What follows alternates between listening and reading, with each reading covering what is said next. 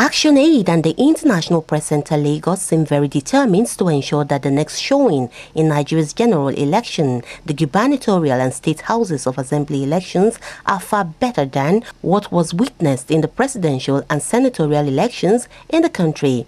In a joint forum in Lagos targeted at strengthening the citizens' engagement in the electoral process, both organizations engaged stakeholders and the electorate on the need to ensure a violence-free second round of voting, as well as the need for the authorities responsible for ensuring order to carry out their obligations without hitches or lapses.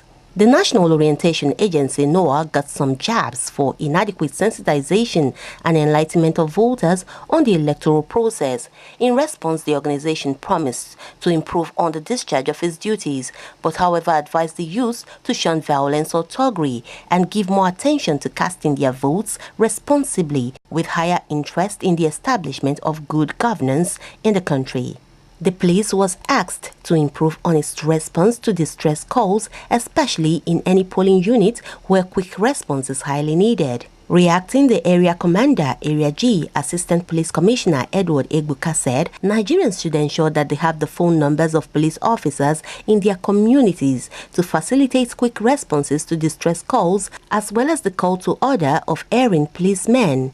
Mr. Egbuka also emphasized that the police will not at all tolerate acts capable of precipitating violence, adding that the politicians have already been advised to address issues intellectually and not with insults to ensure that violence is curbed during the forthcoming elections. The Assistant Commissioner of Police promised to channel all complaints of harassment or lukewarmness of the police in their duties to higher authorities.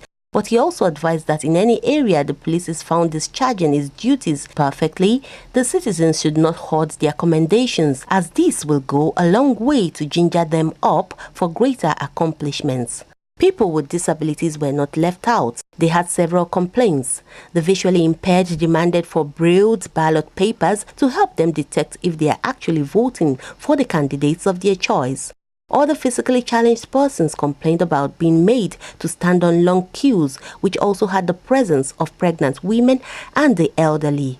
They described the situation as one which in no way eased their challenge. Mrs. Aluko Lokun, a legal practitioner, emphasized the need for people living with disabilities to demand more respect for their rights, but without violence, because they are entitled to be on a separate queue and priority voting. The police also assured the people that the force will give adequate enlightenment to its men on the need for priority voting by people living with disabilities. The issue of invalidated votes also came up, and the National Orientation Agency explains that that can be avoided if people thumbprint and allow the ink to dry before further thumbprinting and the dropping of the ballot paper in the ballot box. The chairman of the International Press Center, Mr. Lanre Arogundade, advised journalists to stick to the provisions of the Media Code of election coverage to ensure that they do not make themselves part of the trouble instead of the solution.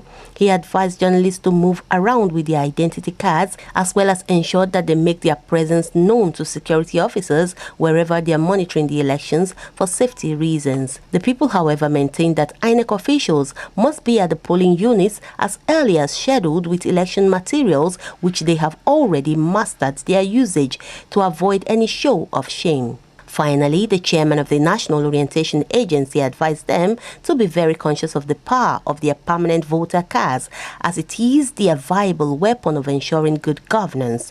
He appealed that the same support given INEC during the presidential and senatorial elections should be extended to the election management body again in the forthcoming elections. Jacqueline Ogo reporting.